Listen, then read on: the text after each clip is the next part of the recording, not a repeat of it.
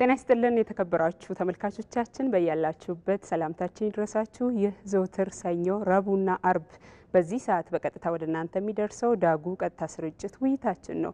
ዛሬ በዳጉ ውይይታችን የ12ኛ ክፍል የዘንድሮ ዓመት የፈተና ዝግጅት ላይ በሰፊው የምንወያይ ይሆናል። እንግዲህ ኩረጃን ለማስቀረት የ12ኛ ክፍል ፈተና አሰጣጥ ላይ ከ2014 ዓ.ም ጀምሮ ከፍተኛ ለውጥ እንደተደረገበት ይታወቃል። በዚህም ተማሪዎች ከትምህርት ቤታቸው ወጥተው አቅራቢያቸው ወደሚገኙ ዩኒቨርሲቲዎችና ከፍተኛ ትምህርት ተቋማት ገብተው እንዲፈተኑ እንዲሁም ተማሪዎች ስልክም ሆነ ምንም አይነት ኤሌክትሮኒክስ መጠቀሚያዎችን እንዳይጠቀሙ ፈታኞችም የዩኒቨርሲቲ መምህራን እንዲሆኑ እና የመሳሰሉ የተለያዩ ለውጦች ተደርገውበታል። ፈተና አሰጣጡ ላይ ከ2016 ዓ.ም ጀምሮ ደግሞ በወረቀት ብቻ ይሰጥ የነበረው የፈተና አሰጣጥ በኦንላይንም ጭምር እንዲሰጥ ተደርጓል። በዚህም በ2014 ዓ.ም ለፈተና ከተቀመጡ ተማሪዎች 3.2 በመቶ 2015 ዓ.ም እንዲሁ 3.3 በመቶ 2016 ዓ.ም ደግሞ ለፈተና ከተቀመጡ ተማሪዎች መካከል 5.4 በመቶ ብቻ የዩኒቨርሲቲ መግቢያ ውጤት ሊያመጡ ችሏል። በዛሬው ዳጉ ውይይታችን የዘንድሮ የ12ኛ ክፍል ፈተና ዝግጅት በየዓመቱ የምዘና ስርዓቱ ላይ የተደረጉ ያሉ ውጤቶች ምን አይነት ለውጥ አስመዝግበዋል፣ በቀጣይስ ምንድን ነው የሚጠበቀው ስንል በሰፊው የምንወያይ ይሆናል። ውይይቱን እየመራው ሃይማኖት ገነነ አብሬያችሁ ቆያለሁ። አብራችሁን ቆዩ።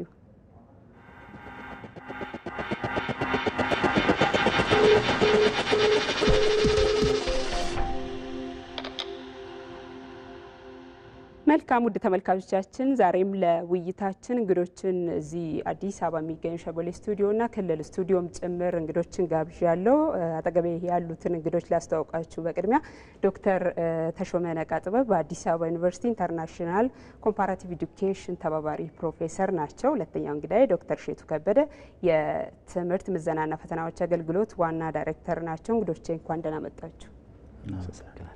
በተጨማሪም ከአሶሳ ስቱዲዮ አቶ አደም ሰይድ በቤኒሻንጉል ጉሙዝ ክልል ትምህርት ቢሮ የትምህርት ቤት ማሻሻያ ፕሮግራም ቡድን መሪ አሶሳ ስቱዲዮ ተገኝተዋል። እንግዳችን እንኳን ደህና መጡ።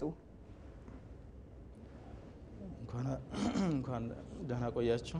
መልካም በቀጥታ ውይይታችንን የምንቀጥል ይሆናል። ውድ ተመልካቾቻችን እናንተም በያላችሁበት ሆናችሁ በቀጥታ ስልክ መስመራችን 0112704235 በመደወል ሀሳብ አስተያየት ወይም ጥያቄም ካላችሁ በቀጥታ ልታደርሱን ትችላላችሁ። አብራችሁ እንድትቆዩ በድጋሚ ጋብዛለሁኝ።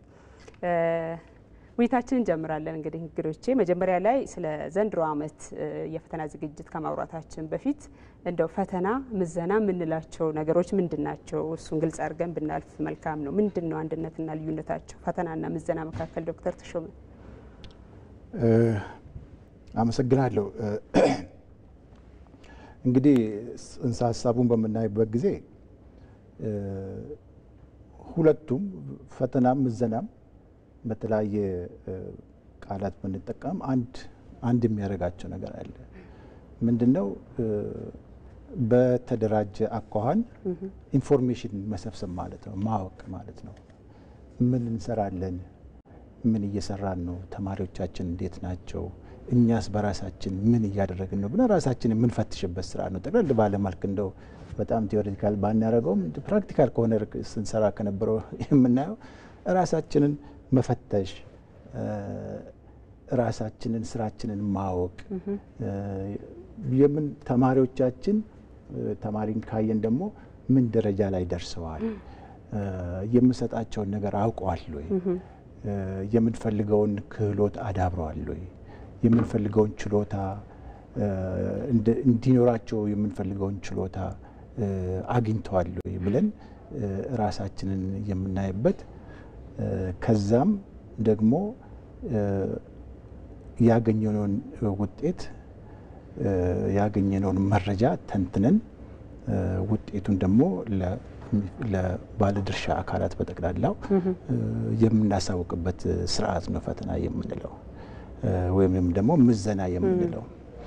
በእርግጥ የተለያዩ አይነት የምዘና ስርዓቶች አሉ። አንደኛው በተከታታይ የምንሰጠው ተከታታይ ግምገማ ፎርማቲቭ የምንለው ነው። ይሄ ተማሪው በየጊዜው የሚያደርገውን እድገት የሚያደርገውን ለውጥ የምንከታተልበት የምናይበት ስራችንንም ደግሞ የምናሻሽልበት በየጊዜው ያን እያየን የምናደርግበት አንድ መልክ ነው። ሁለተኛው በፈተናው በስራችን መጨረሻ በኮርስ ወይም ደግሞ በትምህርት በሰብጀክት ማለት ነው መጨረሻ ላይ የምንሰጠው ፈተና ነው። ይሄ ደግሞ አጠቃላዩን ተማሪ አልፏል ወድቋል ብለን የምናይበት ነው። ይሄ ደግሞ አጠቃላይ የሚባለው ሰሜቲክ የሚባለው አይነት ግምገማ ነው። ከዚህ ውጪ አሴስመንት የምንላቸው በተለያዩ ነገሮች ነው የሚሰሩት፣ አንድ አይነት አይደሉም። አሁን ትምህርት ጥራት ምናምን የሚለው ነገር አለ። ያላቸው አስተዋጽኦ በተለያየ ደረጃ ነው። ለምሳሌ አንድ ጸሐፊ ጠቅላላውን የምዘና ስርዓት በአራት ይከፍለዋል። አንደኛ መምህራን የሚያደርጉት ነው። መምህራን የሚያደርጉት በየጊዜው መከታተል፣ በመጨረሻ ላይም ደግሞ ውጤት መደምደሚያን ማሳወቅ ስራ ይሰራሉ። ይሄ የመምህራን ስራ ነው። የመምህራን ግምገማ የምንለው መምህራን አሴስመንት፣ ቲቸር አሴስመንት የምንለው ነው። ሁለተኛው አሁን ብሔራዊ የምንለው ፈተና ነው። ይሄ በየትምህርቱ ምን ልበለው ሌቭል ቋንጃ አይነት ነገር በየሌቭሉ ደረጃ የምንሰጠው የፈተና አይነት ነው። ለምሳሌ በእኛ ሀገር አሁን ዶክተር እሸቱ ያርመኛል ከተሳሳትኩ በ8ኛ ክፍል በ12ኛ ክፍል በ6ኛም አለ በ6ኛ በዛ ደረጃ የሚሰጡ ፈተናዎች ናቸው። ይሄ ዋናው ተግባሩ ተማሪዎች የሚቀጥለውን የትምህርት ደረጃ ሊማሩ ይችላሉ። ሴሌክሽን የምንለው መምረጥ ነው። የሚቀጥለውን የትምህርት ደረጃ ለምሳሌ አንድ ተማሪ ከ6ኛ ክፍል ከአንደኛ ደረጃ ወደ ሁለተኛ ደረጃ ከአንደኛ ደረጃ ወደ መካከለኛው ከመካከለኛ ወደ ሁለተኛ ደረጃ ያልፋል ብለን ተማሪዎችን ክላሲፋይ የምናደርግበት ወይም ሴሌክት የምናደርግበት ስርዓት ነው። ይሄ ሃይ ስቴክ ኤግዛሚኔሽን ይባላል። ምክንያቱም ወሳኝ ነው፣ ለተማሪ ህይወት ወሳኝ ነው። አትማርም፣ ትቀጥላለህ፣ አትቀጥልም፣ ትወድቃለህ የሚባለው ለሚለው ሃይ ስቴክ ኤግዛም የምንለው አይነት ነገር ነው። ይሄ ብሔራዊ ፈተና ነው። ይሄ ብሔራዊ ፈተና በተለያዩ አገሮች ውስጥ ይሰጣል። በአፍሪካ ውስጥም በኋላ እንደምናገረው ድክመትም አለው ጥንካሬም አለው፣ ግን በተለያየ ሀገር ውስጥ ይሰጣል። ዶክተር ተመልሰን እናያቸዋለን። እስቲ የሌሎች ሀገሮች ልምድ ምን ይመስላል የሚለው ዶክተር ሼቱ ጋር ስመጣ በእኛ ሀገር የምዘና ስርዓት በፈተና የተማሪዎችን እውቀት መለካት ይቻላል ወይ? ምንስ ነው የምንለካበት ፈተናን ወይም ምዘና ስርዓትን ስናካሄድ? በጣም ጥሩ ጥያቄ ነው። የኮስችን ኦፍ አካዳሚያ ነው። አመሰግናለሁ። የመጀመሪያ የኢትዮጵያ መንግስት ትልቅ ትኩረት ሰጥቶ ከሚሰራባቸው ማህበራዊ ዘርፍ ላይ ትልቁንም ኢንቨስት የሚያደርገው በትምህርት ላይ ነው። ትምህርት ላይ ትልቁን ኢንቨስትመንት ያደርጋል። ኢንቨስት የሚያደርግበት ምክንያት አንዱ በማህበራዊ ዘርፍ ብቻ ሳይሆን በሌሎችም ዘርፎች ላይ የሚኖረው ልማት እድገት የምንለው ነገር ሊረጋገጥ የሚችለው በትምህርት በኩል በሚገኝ የሰለጠነ የበቃ የሰው ኃይል ለማፍራትም ጭምር በመሆኑ ነው።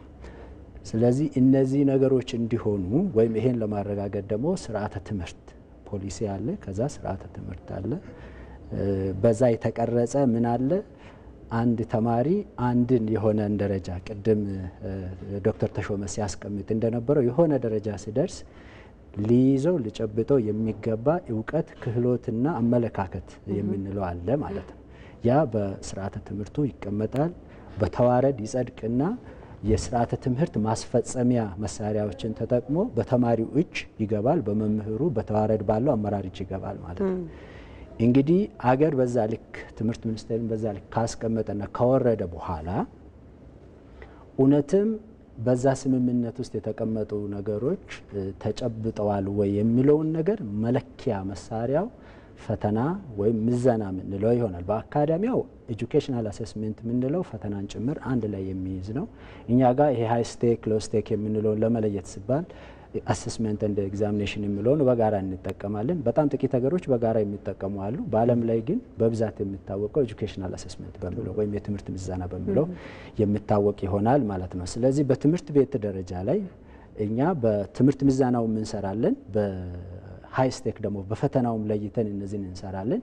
የምንለካው ግን ተማሪው አውቆታል ወይ ያንን ለዛ ደረጃ የተቀመጠውን ዕውቀት ይዞታል ወይ የሚለው ነው። እንግዲህ ሁሉ ነገር መዝነሽ አትጨርሽም። አንድ ትልቅ መሳሪያ ፈተና ትልቅ እድል ወይም መሳሪያነቱ ጠቅለል ባለ መልኩ በጥናት በተጠና ሳይንሳዊ በሆነ መልኩ ሲዘጋጅ ተማሪው ይሄኛውን ያህል ካወቀ ይሄንን ማድረግ ከቻለ ሌሎቹንም በዚህ ሌቭል ማድረግ ይችላል የምንለው የፕሬዲክቲቭ ፓወር ኦፍ ዘ ቴስት ያንን እንጠቀማለን ማለት ነው። በዛ መነሻ ተማሪዎቻችን 12ኛ ክፍል ወር 6ኛ ክፍል ወር 8ኛ ክፍል ይሄን ያህል ውጤት ካመጡ በዚህ አሴስመንት የተማሪዎቹ ዕውቀት ክህሎት እና እይታቸው ብስለታቸው በዚህ ደረጃ ነው የሚለውን ውሳኔ ድምዳሜ እንድንደርስ የሚያግዘን አይነተኛ የሆነ መተኪያም የሌለው መሳሪያ ነው። መልካም ወደ አሶሳ ስቱዲዮ እንሂድና አቶ አደም የተሰማዎት ከሆነ እንደው ባለፉት 3 ዓመታት እንግዲህ በተለይ የ12ኛ ክፍል ፈተና ወይ ምዘና ስርዓት ላይ በተለይ ትኩረት ሲሰራ ነበረ እና ምንድነው የታዘቡት እርስዎ? ምን ለውጥ ተገኘበት? እሺ አመሰግናለሁ። ያው ጥሩ ጥያቄ ነው። አቶ አደም ድምጾት አይሰማም? ያው ባለፉት አይሰማም? እሺ ቀጥሉ። ሄሎ እሺ ያው ባለፉት ዓመታት የተሰሩ ስራዎች እውነቱን ለመናገር በጣም ጥሩ የሚባሉ ናቸው። በተለይ ኩረጃን ለማስቀረት የተካሄደበት ርቀት ተማሪዎችን ወደ አንድ ቦታ ወደ አንድ ማዕከል ዩኒቨርሲቲዎች አካባቢ ሰብስቦ መፈተናቸው በእጅጉ ኩረጃን የቀነሰበት ሂደት አለ። ይሄ ደግሞ ለትምህርት ጥራትን ለማረጋገጥ ጅምር ስራ ነው ብዬ ነው የምወስደው። ትልቁ የተገኘበት ይሄ ነው ብዬ ነው የማስበው። መልካም አቶ አደም መለሳለሁ እርሶ ጋር። ዶክተር ሼቱ ጋር ተመልሼ ልምጣ። እንደ ሀገር አቀፍ በተለይ ኩረጃ በጣም አስቸጋሪ ስለነበረም ጭምር ነው ወደዚህ ለውጥ የተመጣውና ባለፉት 3 ዓመታት ግን የ12ኛ ክፍል ፈተና ላይ የተሰራው ስራ ምን ለውጥ አስገኘ? የተሰራ ጥናት አለ ወይ እዚህ ላይ? በጣም ጥሩ። የመጀመሪያ በአገራችን የፈተና ስርቆትና ኩረጃ ባይዘው ስርቆትም አለው። ስርቆት የምንለው ቶታል ፈተናው ከመሰጠቱ በፊት ፈተናውን አውጥቶ ለተለያዩ ዓላማዎችም ዞሮ ደግሞ ለኩረጃው የመጠቀም ነገር አለና ሁለቱ ናቸው። ስርቆትና ኩረጃ ሁለቱም የፈተና አስተዳደር ስርዓቱ ላይ ትልቅ ቻሌንጅ ወይም ተግዳሮት ሲፈጥሩ የነበሩ ናቸው።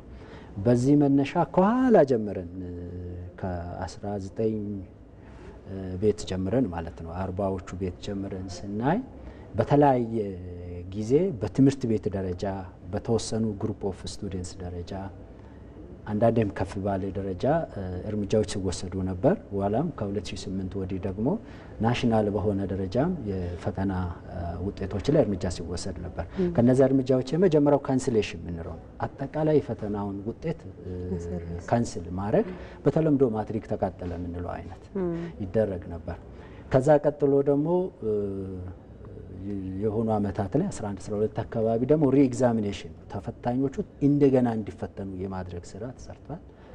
አሁን ደግሞ ካሬንትሊ እየሰራን ያለው ሪሎኬሽን ነው። የመፈተኛ ቦታውን ቀይረን እየሰጠን ያለው። እነዚህ 3 እርምጃዎች ጊዜያዊ እርምጃዎች ናቸው ማለት ነው። በዘላቂነት መፍትሄ በመፈለግ ሂደት ውስጥ ጊዜያዊ ኢንተርቬንሽኖች ሲሰሩ ቆይተዋል ማለት ነው። በዚህ ሂደት ውስጥ ከ2014 ጀምሮ የተወሰደው የፈተና ስርቆትና ኩረጃ የተማሪዎችን ትክክለኛውን ቅድም ዶክተር ጥሩ መረጃ ነው ያለው የተደራጀ መረጃ ከተማሪዎች ሰብስቦ በመውሰድ በተደራጀ መልኩ በመውሰድ የትምህርት ስርዓታችን ላይ በተማሪው በራሱ ፐርፎርማንስ ላይ ለቤተሰብና ለመምህራን ለሚመለከተው እንደ ሀገርም ለመጠቀም እውነተኛ የሆነ መረጃ እንዳናገኝ ከዚህ ተሻግሮ ደግሞ የአንዳንድ ማህበራዊና ፖለቲካዊ ቀውሶችንም ለመፍጠር አልፎም እንደዚሁ የኢኮኖሚ ቀውስ የኢኮኖሚ ችግር ሊበለው ቀውስ እንኳን ባይሆን በሚሊዮኖች አልፎም በቢሊዮኖች ቤት አገራችን ክሳራ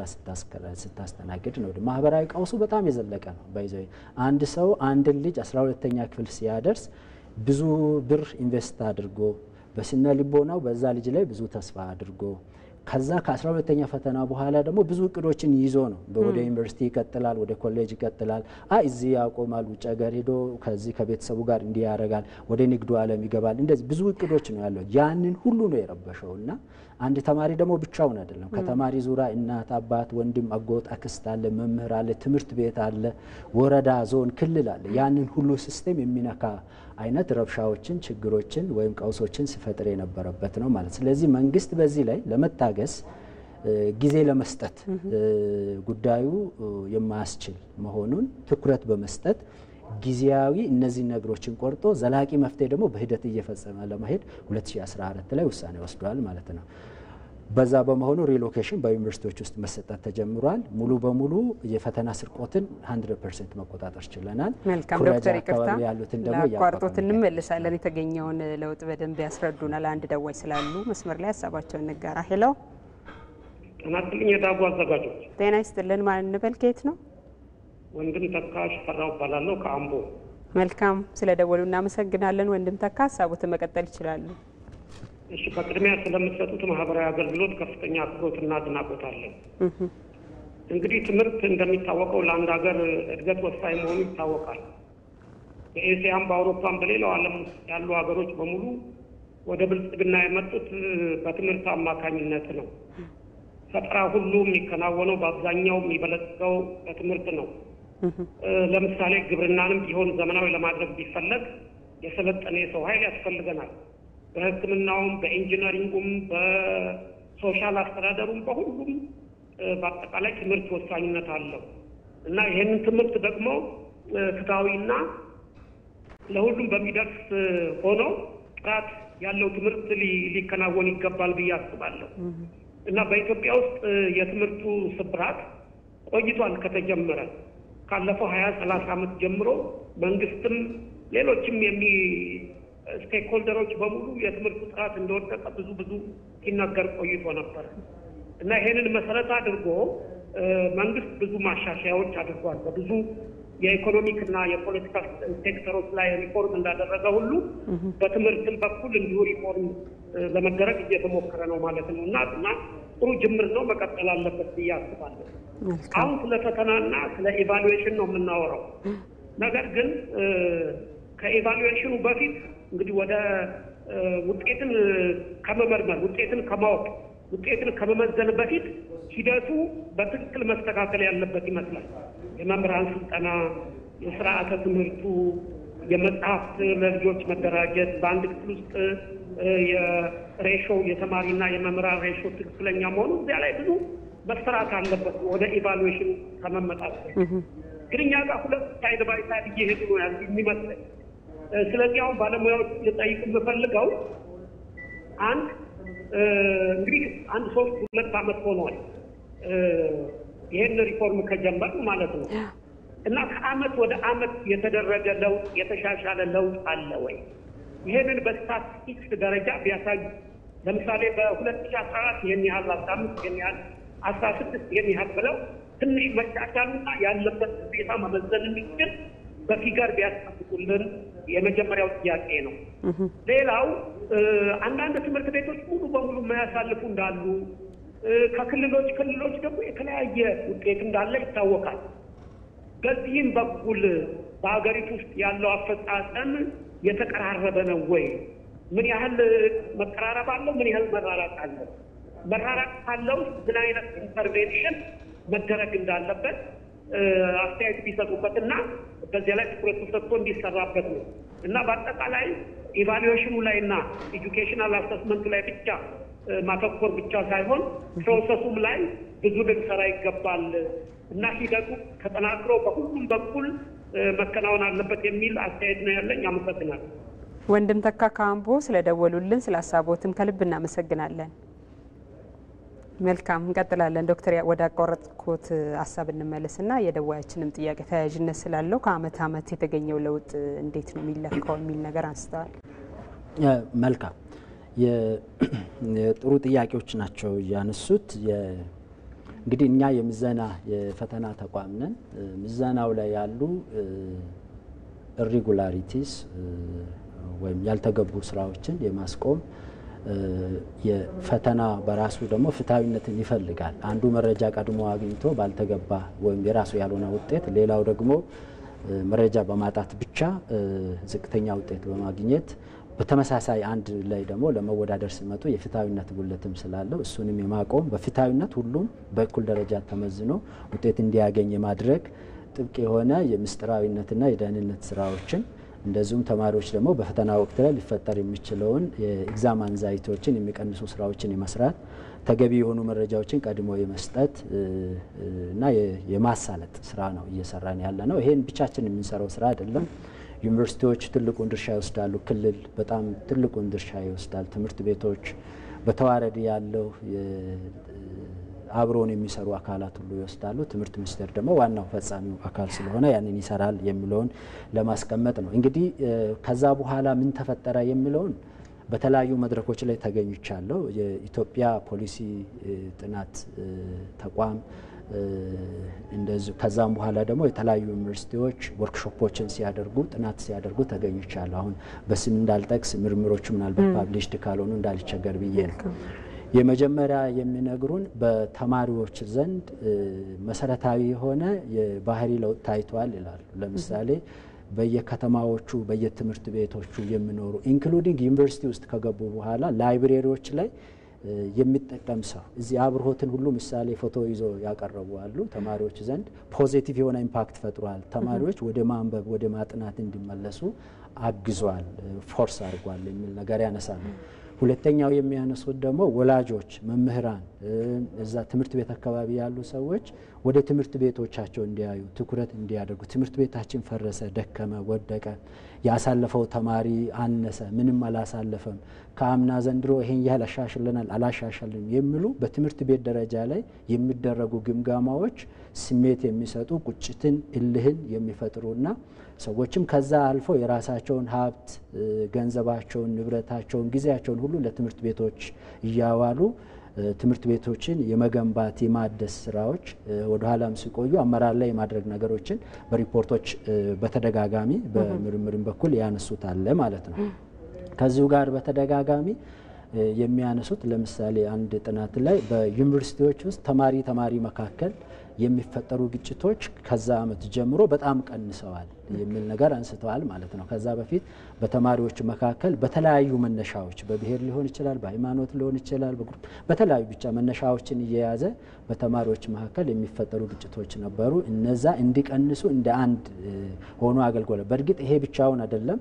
በዩኒቨርሲቲዎችም ኢንትሮዱስ የተደረገው የመውጫ ፈተናም በትልቁ ተናቦ ያንን ፈጥሯል የሚል ነገር ያነሳሉ ማለት ነው። በተዋረድ ይሄን ትኩረት የማግኘትን ነገር ያነሳሉ። በእርግጥ ሙሉ ሪፖርቱን እኔ ለማቅረብ እንትን ባልልም የትምህርት ለትውልድ በትምህርት ሚኒስቴር እየተሰራ ያለ ትልቅ ሪፎርምና ትልቅ ግብአት የሰጠውንም ስራ ለማነቃነቅ ለመስራት አንድ ግብአት ሆኖ አገልግሏል የሚለውን ያነሳሉ። በሌላ ወቀሳም ያነሳሉ። ለምሳሌ ተማሪዎችን ሪሎኬት አድርገን ወደ ዩኒቨርሲቲ በምንወስድበት ሰዓት ከለመዱበት ከቆዩበት አካባቢ ሌላ አካባቢ ለፈተና ብቻ መውሰዳችን የአካባቢ የመላመድ ችግርን አልፈጠረም ወይ የሚል ጥያቄ ያነሳሉ። ፍተሻው ምኑ ጠበቅ መደረጉ ወይም ከታች ጀምሮ በ8ኛ በ6ኛ በክፍል ውስጥ የሚፈተኑት ፈተና በዛ ስታንዳርድና በዛ ዲሲፕሊን ባልሆነበት 12ኛ ክፍል ላይ ጠበቅ ያለ ይሄን መስጠትስ እንዴት ነው? እስከ ታች ድረስ እንደዚህ አይነት ዲሲፕሊኖች እንዲወርዱስ ለምን አልተደረገም የሚሉ አስተያየቶችን ይሰጣሉ። ጥያቄዎቻችንስ ምን ያህል ቫሊድ ናቸው፣ እንዴት ናቸው የሚሉ ጥያቄዎችንም በየመድረኮቹ አንስተው ለዛም ተያያዥ ጥናት በተቋማችን ክፍት መረጃውን ሰጥተን አጋጣሚ ሆኖ እሳቸውም ተሳትፈውበታል። ከ33 የኮሌጅ መምህራን የሃይስኩል መምህራንና የዩኒቨርሲቲ መምህራን አንድ ላይ ተሰብስበው ሁሉም ሰብጀክቶች ላይ ሁሉንም ጥያቄዎች ያዩበት ሁኔታ እና የፈተኑበት ሁኔታ አለ ማለት ነው። በዛ ላይ ሁሉም ጥያቄዎች ከተማሪው መጽሐፍ ጋር ከመርሃ ትምህርቱ ጋር ክፍል ውስጥ ተማሪዎቹ ይማራሉ ተብሎ ከተሰጠው ከስርዓተ ትምህርቱ ጋር 100% የሚናበቡ እንደሆነ ከትምህርት ፈተና ለማዘጋጀት ደግሞ የሚዘጋጅ ቢጋራል ቴብል ኦፍ ስፔሲፊኬሽን ከዛ ጋር ሙሉ በሙሉ የሚናበቡ እንደሆነ ዲፊካልቲ ሌቨል የምንላቸው አሉ። ከዛ ጋር ቀድሞ ከተቀመጠው ጋር የሚናበቡ እንደሆነ እንደዚህ ጥናቶች የተደረገ ፔፐር ፓብሊሽድም ሆኖ ስላለ ከዌብሳይታችን ሰዎች ጆርናል ኦፍ ኤጁኬሽናል አሴስመንት ኤንድ ኤግዛሚኔሽን ላይ ፖስት ሆኖ አለ። እሱን አውርዶ አንብበው ተጨማሪ ግብአትም ካለ እንዲሰጡን መስራት እንፈልጋለን። ሌሎችም በዚህ ረገድ የሰጡንን ግብአቶች ደግሞ ተጠቅመን እኛ ከአመት አመት ያሻሻልናቸው ነገሮች አሉ። ለምሳሌ ተማሪዎች ዩኒቨርሲቲ ከገቡ በኋላ በአንድ ፍሎር በአንድ ዶርም ሲመደቡ የአንድ ትምህርት ቤት ተማሪ ነው ያደረግነው። በአንድ ዶርም ውስጥ ወይም በአንድ ፍሎር ውስጥ ያሉ ተማሪዎች ተመሳሳይ እዛው ትምህርት ቤት ላይ ሲማሩ የነበሩ ልጆች ናቸው። በአጋጣሚ ምናልባት ፍሎሩ ሞልቶ ወይም ዶርም በመጥበብ የተወሰነ አንድ ዶርም ሁለት ዶርም ላይ የሚከሰት ካልሆነ በቀር የሚተዋወቁ ልጆች አንድ ክፍል እንዲፈተኑ አንድ ጋር እንዲያድሩ መመገቢያም አንድ ላይ እንዲሆኑ ሾክ እንዳይኖር የማድረግ ሁለተኛ ፈተናውን እንዲለማመዱ ቀድሞ መረጃዎችን የመስጠትና ተቋሙን ደግሞ እንዲለማመዱ ከፈተናው ቀን በፊት 2 ቀን ገብቶ ግቢ ውስጥ እንዲቆዩ መፈተኛ ቦታ የት ነው፣ መጸዳጃ ቦታ የት ነው፣ መመገቢያ ቦታ የቱ ጋር ነው፣ እንዴት ነው ወጥተው የሚገቡት። መሰረታዊ የሆነ የአየር ንብረት ለውጥ የለም። በመሰረታዊነት የተወሰነ ሊኖር ይችላል። ለምን ተማሪዎቹ በተቻለ መጠን ክልላቸው ውስጥ ባሉ ከፍተኛ ትምህርት ተቋማት ውስጥ እንዲመደቡ ያደረግንበት አለ። አንድ ክልል ላይ ብቻ ነው፣ እሱም ቦርደር ላይ ያሉት ናቸው። የአየር ንብረት ለውጥ የተከሰተበትን ሁኔታ እሱ እንዳይከሰት ተደርጎ የተሰራበት ሁኔታ አለ ማለት ነው። እንግዲህ ያልኩ ከቀጠልኩ እንዳልቆይሽ ለጊዜ ይሄን ነው ብዬ ዶክተር ምናልባት እንግዲህ ምዘናን ቅድም ሁለታችሁም በገለጻችሁት ደረጃ አንድ ተማሪ ወይም ሰልጣኝ የወሰደውን ትምህርት ሂደት አይደለ የሆነ በአንድ ጊዜ የሚያልቅ አይደለም። ያንን በሂደቱ ያገኘውን ክህሎት እውቀትና አመለካከት የሚለካበት ከሆነ 12ኛ ክፍል ላይ ነው አሁን በትኩረት እየተሰራ ያለው በሀገር አቀፍ ደረጃና አሁን ዶክተር በጥናትም እንደተለየው 12 ላይ ብቻ ትኩረት አድርጎ መስራት ውጤታማ ያደርጋል ወይ? ከየቱ ጋስ ነው ምዘና መሻሻል ያለበት? ይሄ ግልጽ ነው። ምክንያቱም 12ኛ ክፍል የመጨረሻው ነው። የምዘና ስርዓት መሻሻል ያለበት ከጠቅላላው ነው። ሁሉም የትምህርቱ ስርዓት የምዘናውን አሰራር መቀነስ አለበት። እንዳውም ቢቻል 12ኛ ክፍል ላይ የሚደረገውን ከፍተኛ እዛ ላይ ዲፔንደንሲ መቀነስ መቻል ያስፈልጋል። ምክንያቱም የ12ኛ ክፍል ሌሎች ሀገሮችም እንደዚህ ነው ያደረጉት። ባይዘው ምንድነው 12ኛ ክፍል ላይ የሚደረገውን ዲፔንደንሲ ለመቀነስ በትምህርት ቤቶች ውስጥ ይሰሩ የነበሩ ስራዎች አብሮ የምዘናው አካል መሆን አለባቸው። ለምሳሌ የመምህር ግምገማ፣ ሌሎች ፖርትፎሊዮዎች ካሉ እዛ ውስጥ አካል የሚሆኑበት ሁኔታ ነው የሚታየው። ስለዚህ ግምገማ መሻሻል አለበት በምንልበት ጊዜ ሁሉም ነው። አንደኛ ሁሉም በምንልበት ጊዜ ደግሞ መለየት ያስፈልጋል። ይሄ ግምገማ በ12ኛ ክፍል ደረጃ በሀገራችን የሚደረገው በመንግስት የሚተዳደር ነው። መንግስት ፋይናንስ የሚያደርገው ነው። መንግስት ውጤቱን የሚወስንበት ነው። ስለዚህ በመንግስት በኩልም መሻሻል መኖር አለበት። አሁን ለምሳሌ ዶክተር እሸቱ ቅድም ያነሳቸው ነገሮች አሉ። አንደኛ የመፈተኛ ቦታዎችን ስታንዳርዳይዝ ማድረግ፣ ቴስቲንግ ኢንቫይሮንመንት ስታንዳርድ ማድረግ ከፍተኛ ተጽዕኖ አለ በሀገራችን ውስጥ። ይሄ መሻሻል አለበት። ሁለተኛ ምን ማሟላት አለባቸው መፈተኛ ቦታዎች? ጸጥታ፣ ውሃ፣ ምግብ፣ ኮምፒውተር፣ መቀመጫ፣ የምትፈልገው የሚደረጉ ነገሮች፣ ልዩነቶችን፣ የተመጣጠነ ብርሃን እነዚህ መኖር አለባቸው እና ተማሪዎቹን የማይረብሹ ሁኔታዎች መኖር አለባቸው። ተማሪ የሚረበሽበት ሁኔታ ካለ ፈተና አይሰራም። ስለዚህ እነዚህ የቴስቲንግ ኢንቫይሮንመንት መመጣጠን ራሱ ትልቅ የሆነ ለውጥ ነው እውነት ለመናገርና መንግስት ይሄንን የማስተካከል ግዴታ አለበት ፈተና ሁኔታ ተስተካክሏል ከተባለ። ሁለተኛ አሁን በአስተሳሰብ በኩል የሚታየው ለውጥም ራሱን የቻለ ትልቅ ነገር ነው። ምክንያቱም ተማሪው ፈተና ሰርቶ በራሱ መፈተን ውጤት ማግኘት እንዳለበት ማመን ራሱ ትልቅ የቻለ ለውጥ ነው። የግምገማስ እኔ ከሌላ ሰው ወስጄ አልፋለሁ ማለትና ራሴ ሰርቼ አገኛለሁ ማለት የተለያዩ ነገሮች ናቸው። ይሄ የአመለካከት ለውጥ እንዲኖር ለማድረግ መጣርም ራሱን የቻለ ትልቅ ነገር ነው። በትምህርት ቤቶች በኩል ደግሞ እንግዲህ አሁን ሌሎች ያልጠቀስኳቸው ነገሮች አሉ። ፋይናንስ፣ ሎጂስቲክስ፣ እነዚህ የመሳሰሉ ነገሮች ሁሉ ፈተና ውጤትን ስለሚነኩ እነዚህ መስተካከል ያለባቸው ነገሮች ናቸው። ምክንያቱም ለምሳሌ በቴክኖሎጂ ይደገፋል ብለናል። አሁን ኢንተርኔት የሌለበት ቦታ ተማሪ አስቀምጠሽ ፈትናለሁ ብትይ የሚሆን ነገር አይደለም። ኮምፒውተር የሌለበት ወይም ደግሞ ኦሪየንቴሽን የሌለበት ቦታ ቢሆን የሚሆን አይደለም። ስለዚህ መቀየር አለበት። በትምህርት ቤቶችስ በኩል መምህራን ዝግጁ መሆን አለባቸው። ፈተና ለማስፈጸም አስፈላጊ ከሆነ እዛ ውስጥ ኢንተር ፓርቲሲፔት ለማድረግ በግዴታ ይሄ የመምህራን ዝግጁነት ያስፈልጋል። በትምህርት ቤቶች በኩል ከዚህ ፊት እንደሚባለው በግብዣ በምናምን በመስረቅ ማስቸገር የለባቸው መምህራን። ያም ማዘጋጀት ይፈልጋል። የትምህርት አስተዳደር ደግሞ እነሱ መደገፍ አለበት።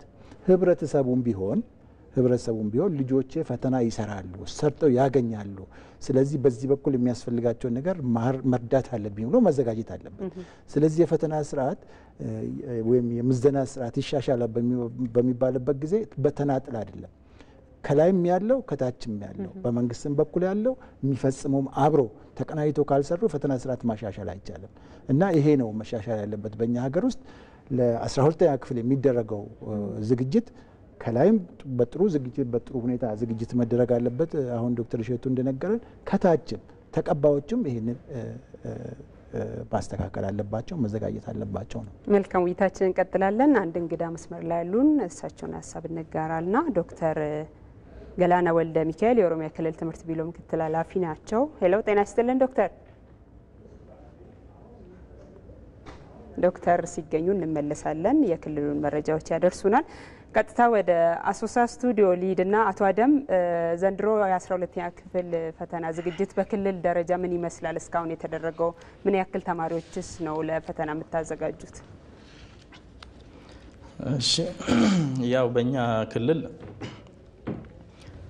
ወደ 8282 ተማሪዎች በዚህ በ2017 ፈተና ለመውሰድ ዝግጁ ሆነው እየተጠባበቁ ነው የሚገኙት።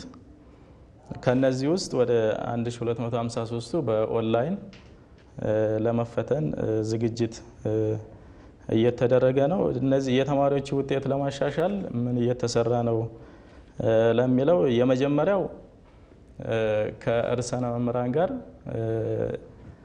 አሶሳ ከተማ ላይ ተጠርተው ባለፈው የተመዘገበው ውጤት ላይ የጋራ መግባባት ለመድረስ ሰፊ ውይይት የተደረገበት ሁኔታ ነው ያለው። በዚህ መድረክ ላይ ለምንድን ነው የተማሪዎች ውጤት ማሻሻል ያቃተን? ምን ስላልተሰራ ነው? እዛ ላይ በጥልቀት የተወያየንበት ሁኔታ አለ። የተሻለ ቁጥር ያለው ተማሪ ያሳለፉ ትምህርት ቤቶች ደግሞ ለሌሎች ምንም ላላሳለፉ ትምህርት ቤቶች ልምድ ያካፈሉበት ሁኔታ ነው ያለው። የተሻለ ተማሪዎችን ያሳለፉ ደግሞ የማበረታቻ ሽልማት የተሰጠበት ሁኔታ ነው ያለው። ይሄ ደግሞ ሌሎችን ትምህርት ቤቶች የሚያነሳሳ ነው። እኔ ምን ስላልሰራሁ ነው ብሎ ቁጭት የሚፈጥር መድረክ ነበረ። እዛ መድረክ ላይ በ2017 ውጤት አላስመዘገብኩኝ ከርዕሰ መምህራን አንሱኝ እስከ ማለት ቁጭት የፈጠረ መድረክ ነበረ የተፈጠረው። በዛ መድረክ ላይ ሁሉም የሁለተኛ ደረጃ ትምህርት ቤት የማስፈታኝ 75 ትምህርት ቤቶች አሉን በእኛ ክልል የማጠናከሪያ ትምህርት ላይ ትኩረት ሰጥተው እንዲሰሩ እርሰ መምህራን እንድተመለሱ ከመምህራን ጋር የጋራ መግባባት በእኛ ትምህርት ቤት ለምንድን ነው ውጤት አላስመዘገብ ነው ከሌሎቹ ያነስንበት ዋና ምክንያት ምንድን ነው? ምን ስላልሰራን ነው የሚለው ላይ የጋራ መግባባት መድረስ ይሰማም ዶክተር ተማሪዎች ጋር ውይይት እንዲያደርጉ የተደረገበት ሁኔታ አለ። ሌላው የስታንዳርድ ፈተና አዘጋጅተው አይደለም መምህራን ተማሪዎችን እየፈተኑ ያሉት። በዘፈቀደ የፈተና ቢጋር ሳያዘጋጁ ሲፈትኗቸው ነበር ከዚህ በፊት። ለሁሉም እርሰነ መምህራን የፈተና ቢጋር አዘጋጀት ላይ ስልጠና የተሰጠበት ሁኔታ አለ። እርሰ መምህራን ለመምህራኖቻቸው ያንን ስልጠና ሰጥተው በዚህ ዓመት ሁሉም መምህራን የፈተና ቢጋር አዘጋጅተው ተማሪዎች በስታንዳርድ ፈተና እንዲለማመዱ አንዱ የተማሪዎች ውጤት ማነስ የስታንዳርድ ፈተና ተማሪዎች አለመለማመዳቸው ነው ብለን ነው እንደኛ ክልል ያየ ነው። እሱን ክፍተት ለመሙላት ስልጠናዎች የተሰጡበትና አሁን ተግባራዊ እየተደረገ ያለበት ሁኔታ ነው ያለው። ሌላው ባወጡት የማጠናከሪያ ትምህርት ፕሮግራም መሰረት መምህራን በቁርጠኝነት በተነሳሽነት ለተማሪዎቻቸው የማጠናከሪያ ትምህርት እንዲሰጡ እየተደረገ ነው። በክልል ያሉ ባለሙያዎችም በየወረዳው አሰማርተን ይሄ የማጠናከሪያ ትምህርት ፕሮግራም በጥሩ ሁኔታ እየሄደ ነው አይደለም የሚለውን ለማረጋገጥ 3 ጊዜ በወረዳዎችና በትምህርት ቤቶች በመገኘት ድጋፍ ተደርጓል። ሌላው ትልቁ ነገር በትምህርት ሚኒስቴር በቅርቡ በቪዲዮ የተዘጋጀ ቲቶር አሰራጭቷል ለክልሎች። በጣም ጥሩ ቪዲዮ ነው። በብቃት ባላቸው መምህራን የተሰራ ቪዲዮ ነው። የተመረጡ ይዘቶች ላይ የሚያተኩር ቪዲዮ ነው። መምህራን ተማሪዎቻቸው ይህን ቪዲዮ እንዲከታተሉና ራሳቸውን እንዳበቁ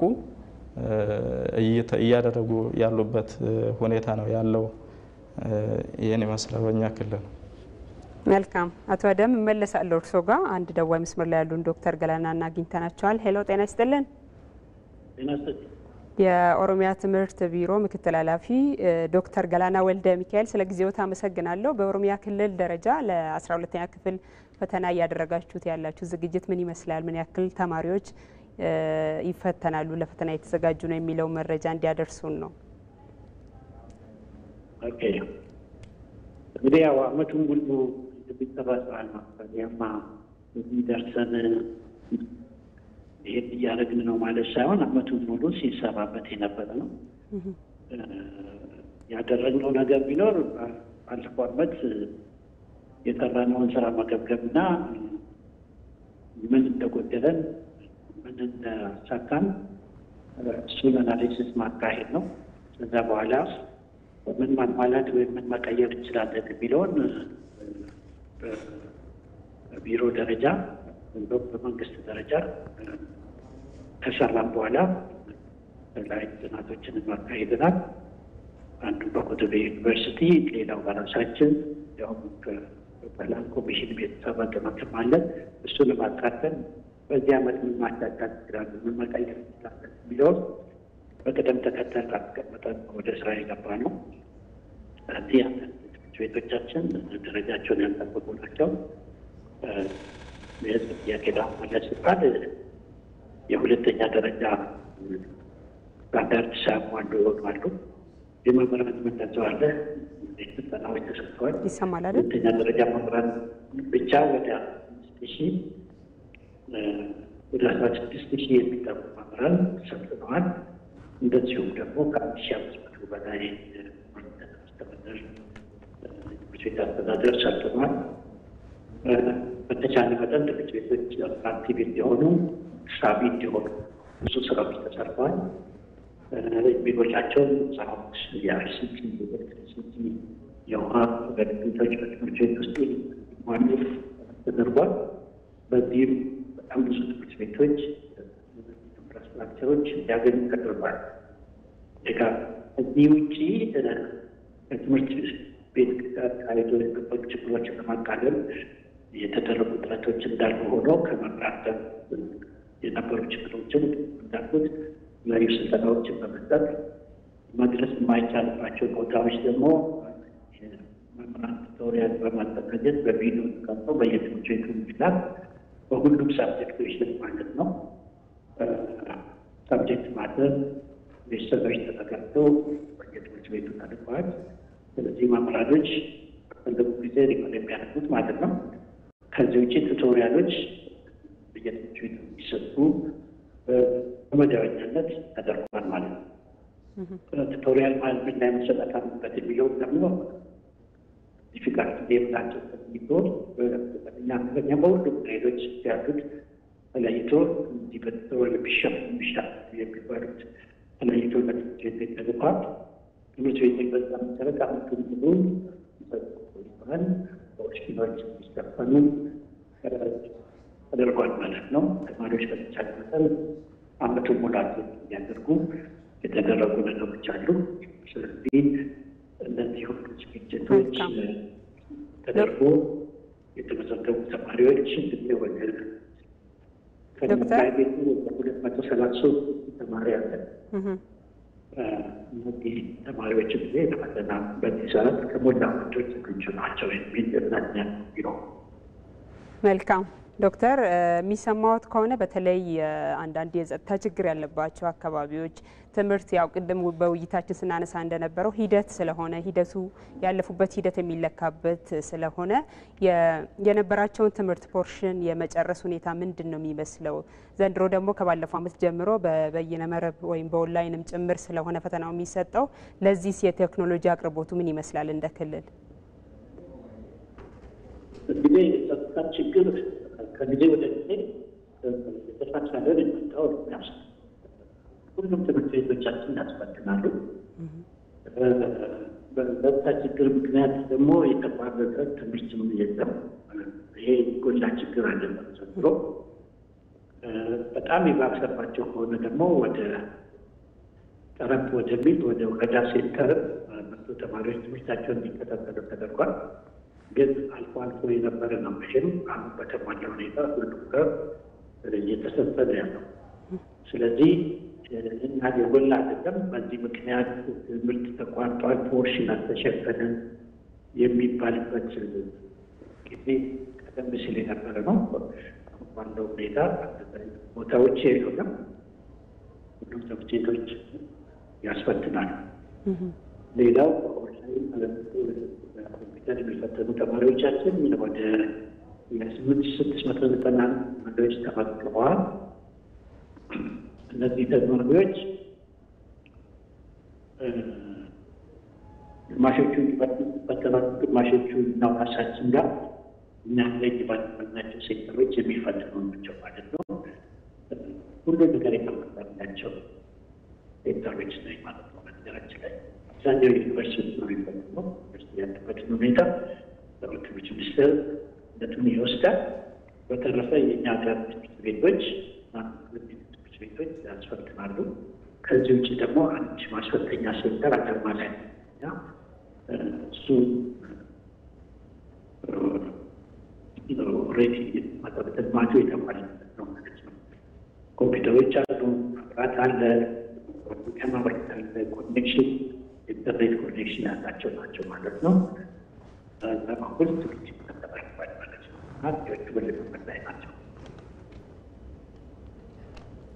መልካም ዶክተር ገላና ወልደ ሚካኤል የኦሮሚያ ትምህርት ቢሮ ምክትል ኃላፊ፣ ስለ ጊዜው ስለ ሀሳቦት ከልብ አመሰግናለሁኝ።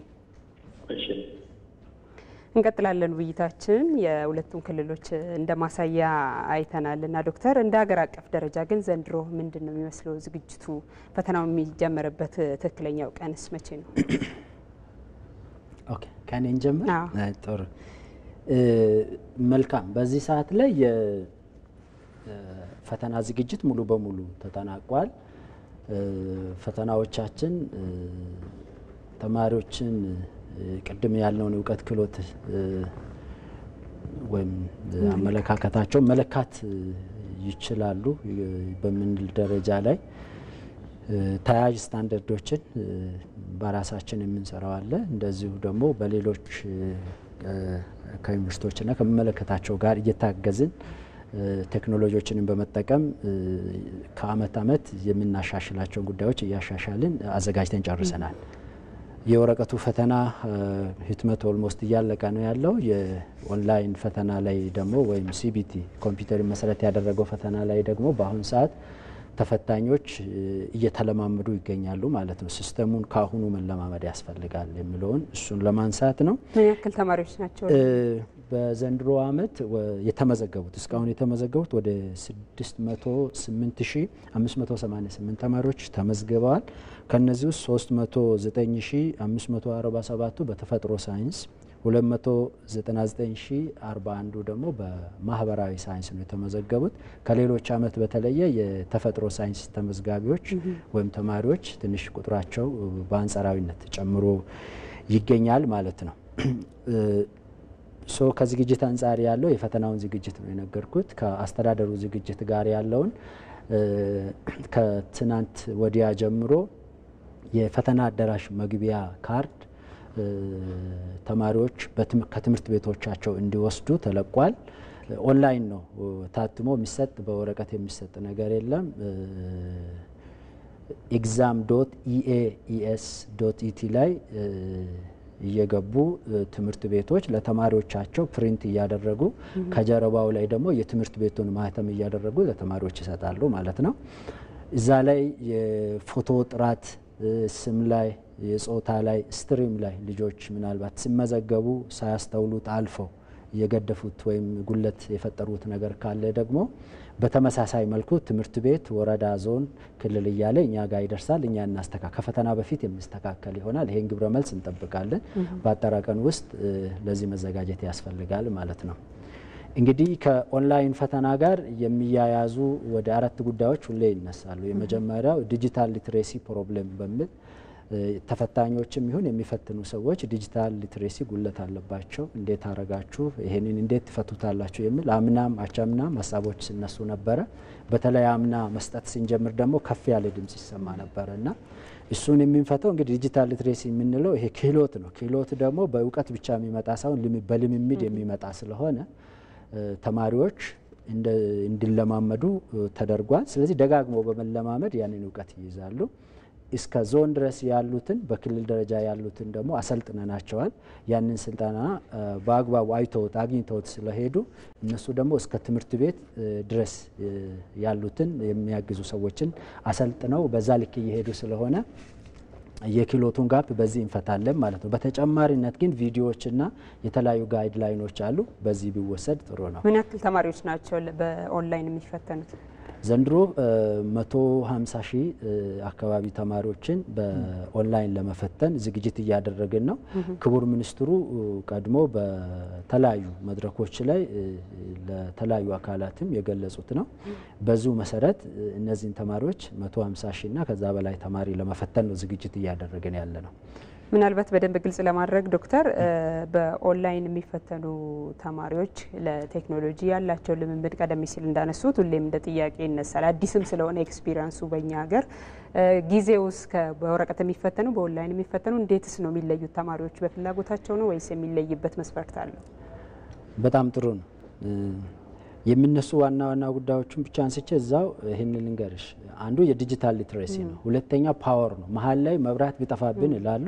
በኢትዮጵያ ውስጥ ያው በተለያዩ ጥገናዎችና ካለው መስፋፋት ወይም የመሰረተ ልማቱ መስፋፋት ጋር መብራት መቆራረጥ የተለመደ ነው። ስለዚህ ለፈተና ማዕከል ወይም ጣቢያ ብለን የምንመርጣቸው ሁሉም ቦታዎች ላይ ጄኔሬተር እና መሰል ባካፖች አሉን ማለት ነው። የመብራት መጥፋትን ጉዳይ አያሳስብም። በአጋጣሚው እንኳን መብራት ጠፍቶ ጄኔሬተር መካከል የጊዜ የ1 ደቂቃ የ2 ደቂቃ 4 5 ደቂቃ 10 ደቂቃ ቢሆኑ እንኳን ደግሞ በተማሪዎቹ ላይ ምንም ኮስት አያደርግም። ተማሪዎቹ 2 ተኩል ጊዜ ተሰጥቷቸው ከሆነ 2 ተኩሏን ጊዜ 3 ሰዓት ተሰጥቶ ከሆነ 3 ሰዓቱን ፈተና ላይ እንዲያሳልፉ ተደርጎ ማኔጅ የሚደረግበት ሲስተም ነው ብለው ነው። ሶስተኛው ነጥብ የሚነሳው የኢንተርኔት መቆራረጥ ነው። ኢንተርኔት ቢጠፋ መሀል ላይ የሰረነውና ያልሰረነው እንዴት ይለያል እንደው ምናምን የሚሉ ነገሮች አሉ። ይሄንን ከኢትዮ ቴሌኮም ጋር ተገናኝተን የኢንተርኔት መቆራረጥም እንዳይኖር በጋራ እየሰራን ነው የምንገኘው። እነዚህ አይነት ነገሮች ኢቨን ኢንስታንትሊ በሆነ ምክንያት ቢከሰት እነዚህን ወደ ቦታው ኢሚዲየትሊ በደቂቃዎች ውስጥ የሚመለስ ሲሆን በተማሪዎቹ ላይ ምንም አይነት አሉታዊ ተጽዕኖ በማያደርስ መልኩ ተማሪዎቹ እየሰሩ ከነበሩበት ካቆሙበት ቀጥሎ የሚሰሩበት ሁኔታ ነው ያለው ማለት ነው። ሶስተኛው የሚነሳው ደግሞ የሚያስተባብሩ ሰዎችስ ምን ያህል ዲጂታሊ የሚል ነገር አላቸው።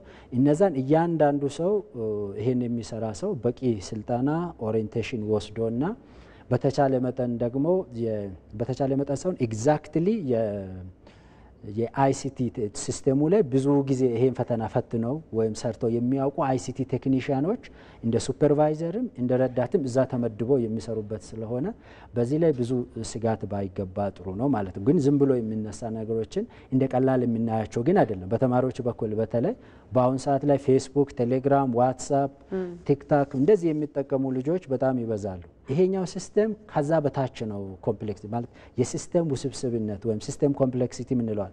ለምሳሌ ወደ ፈተናውን አክሰስ ለማድረግ የሚሄዱባቸው ስቴፖች ሲረዝሙ ወይም ብዙ ቀድሞ የሚሞሉት ነገር ሲኖር ኤግዛም አንዛይቲን ጨምሮ ስቴፑ ሲረዝም ስህተቶችን ሊፈጥሩ ይችላሉ የሚለው ነገር ነው ያለውና ያንን በጣም ቀንሰናል። ኦልሬዲ ሲስተሙ ላይ ይገባሉ። ዩዘር ኔም ፓስወርድ ሲገባ ጥያቄውን ነው በአመቱ ያለው ወይ በሰዓቱ የሚፈተነው ጥያቄ አለ። ክሊክ ሲያደርግ አንድ ጥያቄ ይመጣለታል። አት ታይም በአንድ ዊንዶ ላይ አንድ ጥያቄ ብቻ ነው የሚመጣው፣ ሁሉ አይመጣም።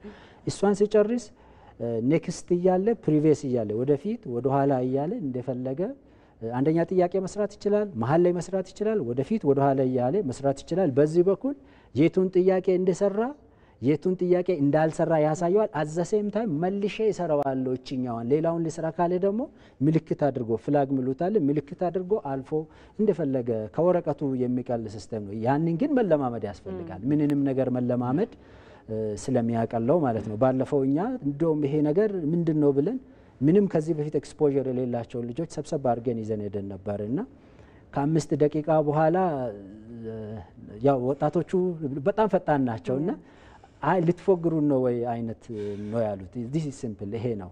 ግን ይሄንን በፈተና ወቅት ግን እንዳትቀይሩብን በቃ አሁን ያየነው ይሄንን ካረጋችሁ this is simple ብለው እኛ ወደ 2 ሰዓት እንዲለማመዱ ነው ያስገባናቸው። ከ30 ደቂቃ በኋላ ሪሊ የምንሰራውን ጥያቄ ስጡን እንጂ ልምምድ ይበቃናል አሉ። ሁለተኛ ቀን ቀጥረን ጥያቄውን ሙሉ የሚሰሩትን ሰጠን፣ ሰርተው ነው የወጡት ማለት ነው።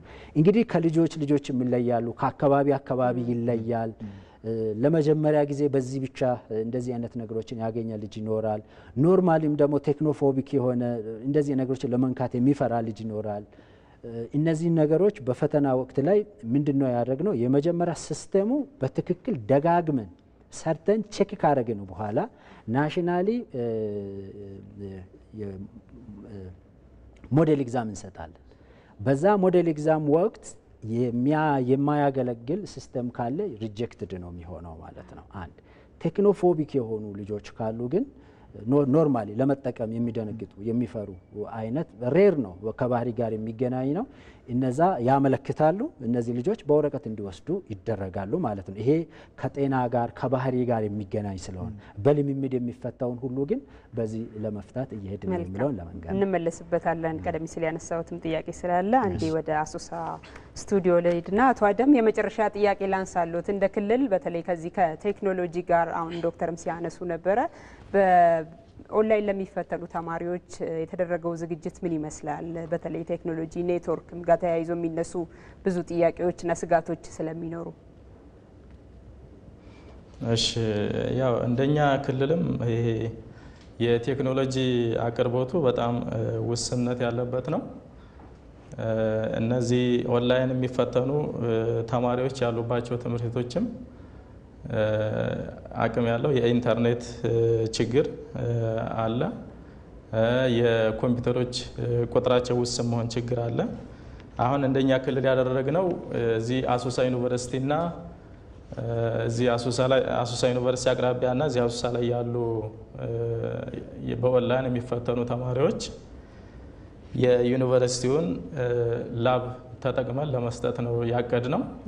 ዩኒቨርሲቲው በቂ ኮምፒውተሮች ስላሉት የኢንተርኔት አቅሙም ከፍተኛ ነው። የመብራት መቆራረጥም እንዳይኖር ዩኒቨርሲቲው ትልቅ ጄኔሬተር አለው። ተማሪዎች ፈተናውን ጀምረው እስከሚጨርሱ ነዳጅ ሞልተንለት ሳይቆራረጥ ጄኔሬተሩ የሚቆይበት ሁኔታ ነው። እሱ ነው እየተከተልን ያለ ነው። በትምህርት ቤቶቻችን ይሄ ፓወር አቅርቦት በሁሉም ትምህርት ቤቶቻችን ችግር እንዳለ ነው። መልካም። አቶ አደም ሰይድ የቤኒሻንጉል ጉሙዝ ክልል ትምህርት ቢሮ የትምህርት ቤት ማሻሻያ ፕሮግራም ቡድን መሪ፣ ስለ ጊዜዎት ከልብ አመሰግናለሁ። መልካም እንቀጥላለን። ዶክተር ተሾመ እንግዲህ ብዙ ሀሳቦችን ስናነሳ ነበር። የክልሎችንም ዝግጅት አይተናል። የቀረው ጊዜ ደግሞ አንድ ወር የማይበልጥ ነው ባልሳሳት አይደል? ሰኔ መጨረሻ አካባቢ ስለሆነ ፈተናው የሚሰጠው። በዚህ አንድ ወር ጊዜ ውስጥ ምን አይነት የቀረ ዝግጅት፣ ምን ላይ ትኩረት ማድረግ አለባቸው ተማሪዎችም መምህራንም ወላጅም ጭምር? ወል ይህን ዶክተር እሸቱ በደንብ ያነሳው ይመስለኛል። ዞሮ ዞሮ ተማሪዎች አንደኛ የፈተናውን ሁኔታ ማወቅ አለባቸው። ፈተናው ምን ይዘት አለው፣ ምን መዋቅር አለው የሚለውን በትክክል ማወቅ አለባቸው። ለምሳሌ በሶሻል ሳይንስ ያሉ ተማሪዎች አሉ፣ በተፈጥሮ ሳይንስ ያሉ ተማሪዎች አሉ። ምን ሰብጀክቶችን እንፈተናለን የሚለው በደንብ ማወቅ አለባቸው። ቤዚክ ነው። ሁለተኛ ፈተና ውስጥ ያለው አወቃቀሩ እንዴት ነው? መልቲፕል ቾይስ አለው ወይ? ትሩ ፎልስ አለው ወይ? አጭር የጽሁፍ እንኳን ያለው አይመስለኝም። ትንሽ የጽሁፍ ነገር አለው ወይ የሚለውን ነገር በደንብ ማየት ያለባቸው ይመስለኛል። ይሄ ቤዚክ ነው። ሁለተኛ ተማሪዎች የማጥኛ ጊዜ ሰሌዳ ማዘጋጀት ያለባቸው ይመስለኛል። እንዴት ነው የምናጠናው? ከቨር ማድረጉን በደንብ ማየት ያለባቸው ይመስለኛል። እናም በዚህ ውስጥ እንግዲህ ቱቶሪያሎች አሉ፣ ሪሜዲያል ተደርጎ የሚሰጡ አሁን ዶክተር እሸቱ ያነሱት አለ። ለምሳሌ መለማመድ፣ ፈተናውን ሞዴል ካለ ሞዴል ውስጥ ፓርቲሲፔት ማድረግ፣ እነዚህን የመሳሰሉ ነገሮች ዝግጅት ማድረግ አለባቸው ተማሪዎቹ። መረሳት የሌለበት አንድ ነገር ያለው ምንድነው? ፈተና ሲባል በእኛ ሀገር መቼም ቅድም ፈተና ምዘና ስትይ ፈተና የሚለው በአማርኛ ሲፈታ ትንሽ የማስፈራት ባህሪ አለው፣ ስነ ልቦናዊ ጭንቀት አለው እና ፈተና የሚለው ቃል እንደ ወደፊት እንግዲህ እነሱ ያስቡበት ይሆናል። ወደ ምዘናዊ እንደሆነ ፖዚቲቭ የሆነ ነገር ቢኖር ጥሩ ነው። ምክንያቱም አስጨናቂ ነው ይሄ። ስለዚህ እንዳይጨነቁ በደንብ መተኛት፣ በደንብ መብላት፣ ትንሽ ኤክሰርሳይዝ ማድረግ፣ እነዚህ የመሳሰሉትን ጤናቸው ላይ ኢምፓክት ያላቸውን ነገሮች ቢያደርጉ። አሁን ደግሞ ዶክተር እሸቱ በደንብ ብዙ ነገሩ አንስቶታል።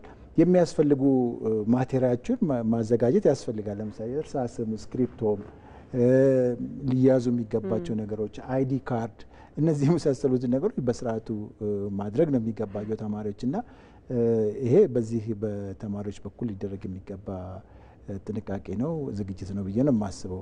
ሌላውን በእነሱ በኩል ያለው በሙሉ ተናግረውታል። መልካም ዶክተር፣ ቀደም ሲል ያነሳሁት አንድ ጥያቄ ነበር። 150 ሺህ ተማሪዎችን በበይነ መረብ በኦንላይን ለመፈተን የተመለመሉበት ሂደት ምንድን ነው መስፈርቱ የሚል ጥያቄ።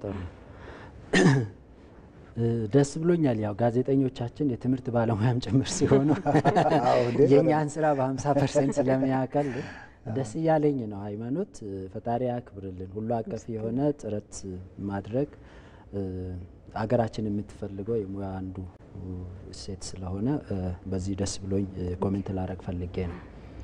የተማሪዎቹ ምልመላ የተካሄደው የመጀመሪያ ቅድም ከአሶሳ የነበረው ወንድማችን ሲያነሳ የነበረው እኛ ሁሉንም ተማሪ በኦንላይን ወይም በበየነ መረብ መፈተን ነው የምንፈልገው። ያልቻል ነው መሰረተ ልማቱ ሁሉ ቦታ ስለሌለ ሁሉንም ተማሪ ሊይዝልን የሚችል ኮምፒውተር ስለሌለን እንጂ ሁሉን የሚይዝ ኮምፒውተርና ለዚህ የሚያስፈልግ መሰረተ ልማት ቢኖረን ሁሉንም ተማሪ እንፈትን ነበር። ስለዚህ የመጀመሪያ ያደረግነው የቱ ጋር ነው ማለት ይሄ ኮምፒውተር አለን ሳይሆን ከኢንተርኔት ጋር የተገናኘ ለዚህ ለፈተና ደግሞ የሚያስፈልግ ሚኒማም ስፔሲፊኬሽን ያሟላ ተማሪው በፈተና ወቅት ላይ ይሄ ዝም ብሎ የሚሽከረከር ሳይሆን ወረቀትን እንደሚገለብጠው ወደ ፈለገበት ገጽ በቀላሉ ተጨማሪ አንዛይቲ ወይም ስትሬስ ከሚጠቀመው መሳሪያ እንዳይመጣበት የሚያስችል መሆኑን ያረጋገጥናቸውን ኮምፒውተሮች ተጠቅመን እነሱ ያሉት የት ናቸው ነው? የመጀመሪያው ያሉት ዩኒቨርሲቲዎቻችን ውስጥ ናቸው። ስለዚህ ይሄን ወስደናል። ሁለተኛ ቦርዲንግ ስኩሎቻችን፣ የግል ትምህርት ቤቶች፣ አንዳንድ ደግሞ ነባር የሆኑ የመንግስት ትምህርት ቤቶች፣ በክልል ላይ ያሉ ቴክኒክና ሙያ ኮሌጆች፣ የመምህራን ማሰልጠኛና እንደዚሁም አንዳንድ ደግሞ የጤናና የግብርና ማሰልጠኛ ኮሌጆች ውስጥ የተደራጁ አሉ ማለት ነው። ይሄንን ከዚህም በፊት ፈተና በመስጠትም የተለያዩ ነገሮችን በማድረግም ሙከራ አድርገን የሚሰሩ መሆናቸውን እርግጠኛ የሆንባቸውን ኮምፒውተሮች መነሻ በማድረግ የሄድንበት ርቀት ነው ማለት ነው። ኦኬ ኮምፒውተሩ አለ፣ ተማሪው እንዴት ይምጣ ነው? ተማሪው ኦንላይን ላይ ገብቶ የሚያድርበት የለም። ስለዚህ ቅርበት ወደ መፈተኛው ቦታ በራሱ መምጣት የሚችልበት ቅርበት ያለበት ቦታ ላይ መጥቶ ሊለማመድ የሚችልበት ኋላ መጥቶ ሊፈተን የሚችልበትን ቅርበት ነው ታሳቢ። ከቤቱ ነው የሚመላለሰው። ከዚህ በፊት ትምህርቱን ለመማር የነበረበት መኖሪያ ቤት ነው የሚመጣው ማለት ነው።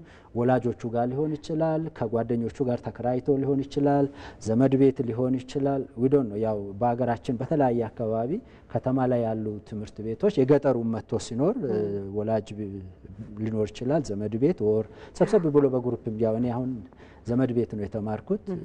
ያኔ ጓደኞቼ ከተማ ላይ በግሩፕ ተከራይቶ የተማሩ ነበሩ። አንዳንዶች ወላጆቻቸው ደግሞ ኦልሬዲ እዛ በመሆን ያሉ አሉ። እነዛን ተማሪዎች ነው የመጀመሪያው የመረጥ ነው በዛ ነው ማለት እነዛ ተማሪዎችን ስንመር ተማሪዎቹን ብቻ ትምህርት ቤቶቹን ነው ማዕከል ያደረግ ነው። ሶ ቮኬብል ዲስታንስ ላይ ይሄዳሉ፣ ይለማመዳሉ፣ ተደጋጋሚ ኦሪየንቴሽን ይሰጣቸዋል። በዚህ ሂደት ውስጥ ይችላሉ፣ ይፈተናሉ የሚለው ነው።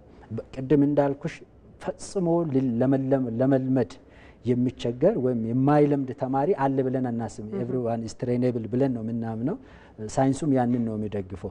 ትሬኔብል የማይሆን ከጤና ጋር የሚገናኝ ነገር ካለ ግን ኦል ዘ ታይም አክሰፕተብል። አሁን ለምሳሌ ከዚህ ጋር ተያይዞ የተለያየ አካል ጉዳትና በተለይ አይነ ስውራን ካሉ በዚህ አመት በኮምፒውተር መሰረት ባደረገ ወይ በበየነ መረብ አይፈተኑም። እነሱ በወረቀት ነው የሚፈተኑት። ለምን? በባህሪያቸው ሌላ ሰው ከጎናቸው ሆኖ እንዲደግፍ አድርገን ስለምናስፈትን በኮምፒውተር ክፍል ላይ ደግሞ እነዛ ዋን ቱ ዋን ውይይቶ ለአንድ ሰው አንድ ሰው ነው የምንመድበው። ሶ ንግግሮች፣ ድምጾች አሉ፣ የሚደግፈውም ሰው ስላለ እነዛን ተማሪዎች መረባበሽ ስለሚሆን በወረቀት የሚፈተኑ ይሆናል። ይሄን ግልጽ ማድረግ በጣም ጠቃሚ ነው። ሁለተኛው ከይዘት አንጻር እኔ ያው ዶክተር ተሾመን እጅግ በጣም ማከብረው በተለይ በትምህርት ምዘና ላይ ትልቅ አስተዋጽኦ በአገር ደረጃ ላይ በግንባር ቀደምነት ካደረጉ ምሁራን አንዱ ናቸውና እኛንም በሙያቸው በተለያየ ጊዜ ቀርቦ ይሄን አሻሽሉ፣ ይሄን ጨምሩ፣ እየሰራን ያለውንም ነገር በመገምገም በቅርበት የሚያግዙ ናቸው። እሳቸው የሰጡት ግብአት አለ። ስለዚህ ተማሪዎች በመጀመሪያ ማወቅ ያለባቸው ፈተናውን ነው። ፈተናው የታወቀ የመጀመሪያ ሁሉም ጥያቄ ምርጫ ነው። የለም በቃ የጽሁፍ የለም፣ ትሩ ፎልስ የለም፣ ማቺንግ የለም፣ ሌላ የለም። በቃ ምርጫ መሆኑን ማወቅ አለባቸው። ጥያቄዎቹ የሚወጡት በእጃቸው ላይ ክፍል ውስጥ ከተማሩት መጽሐፍ ነው። ሌላ የለም፣ በቃ ሌላ ሶርስ የለም። እጃቸው ላይ ካለው ትምህርት ቤት ላይ የተማሪው መጽሐፍ ወይም ስቱደንትስ ቴክስት ቡክ ከሚለው ነው የሚወጣው። ነገር ግን የተሻለ ተጨማሪ እውቀትና ግንዛቤ ለመፍጠር ግን ሪፈረንሶችን፣ ጋይዶችን ምናምን ማንበብ ጥሩ ነው፣ በጣም ነው የሚጠቅመው። ስለዚህ ይሄን መጽሐፍ መሰረት አድርጎ ተጨማሪ ግን የተለያዩ ሪፈረንሶችን፣ ጋይድ ላይኖችን፣ ምኖችን ማንበብ ይጠቅማል። ልጆች ሊያደርጉ ይገባል። ከጓደኞቻቸው ጋር መነጋገር፣ መውራት አለባቸው። የተለያዩ ጥያቄን ሲሰሩ በተለይ ታማኝ ከሆኑ ባለሙያ የሆኑ ሰዎች ያወጧቸውን ጥያቄዎች ነው መስራት ያለባቸው። ያገኙትን ጥያቄ እየሰሩ ጊዜያቸውንም ያልተገባ ኮንክሉዥንም ላይ ማረፍ የለባቸው። ስለዚህ በጣም ባለሙያ የሆነ የታወቀ ከመጽሐፍ ላይ ኢንተርኔትም ከሆነ ደግሞ ምንጩ ከታወቀ እንትን ነው ወስዶ ጥያቄ መስራት ያለባቸው፣ መልስም ማብራሪያ ማግኘት ያለባቸው። ፋይናል ድምዳሜው ግን እነሱን የሚለካው ውጤታቸውን የሚለካው የተማሩበት ቴክስት ቡክ ነው።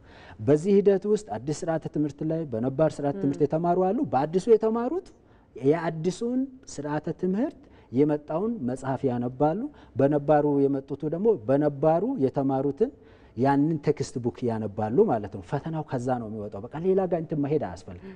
ፈተናው ደግሞ እንደው ያው ሁላችንም ያለፍንበት ኤግዛም አንዛይቲ የምናጠፋው አይደለም። ባይዘው እንቀንሰዋለን። በምንድን ነው የምንቀንሰው? ለልጆቹ እውነተኛ መረጃ በመስጠት ነው።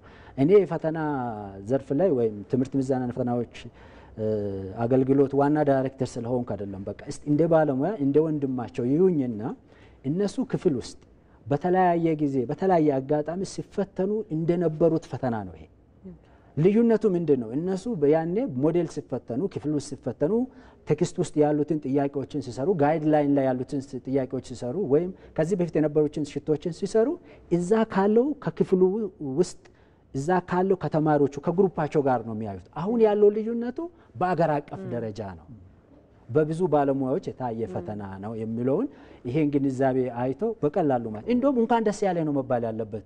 እንኳን 12 ዓመት 10 ምናምን ዓመት የለፋህበት ይሄን ሁሉ እንትን ያልክበትን አጠቃለሁ ወደ አንድ አድርሰ ወደ ቀጣይ ሌላ ህይወት ወደ ዩኒቨርሲቲ ወደ ኮሌጅ ወደ ንግድ ወደ ተለያዩ ስልጣናዎች የምትገባበት አንድ ምዕራፍ ደረስክ ተብሎ የሚደገስበት እልል የሚባልበት ነው እንጂ ተማሪዎች የሚሸማቀቁበት የሚጨነቁበት የት ልግባ ምን ሊጨብጥ የሚሉበት አይደለም። እየተደሰቱ ቀኑ የሚናፍቁበት ሊሆን ይገባል። መምህራንም ቤተሰብም የሚቀርቡም ልጆችም በዚህ ሊደግፏቸው ይገባል የሚለውን ሀሳብ ትንሽ ለማንሳት። አንድ መጨረሻ ጥያቄ ከጊዜ አንጻር የወረቀት ተፈታኞችና ኦንላይን ተፈታኞች በተመሳሳይ ቀን ነው ወይ? መቼ ተጀምሮ መቼ ነው የሚያልቀው? ጥሩ ነው። ፈተናው ከሰኔ 23 ይጀምራል።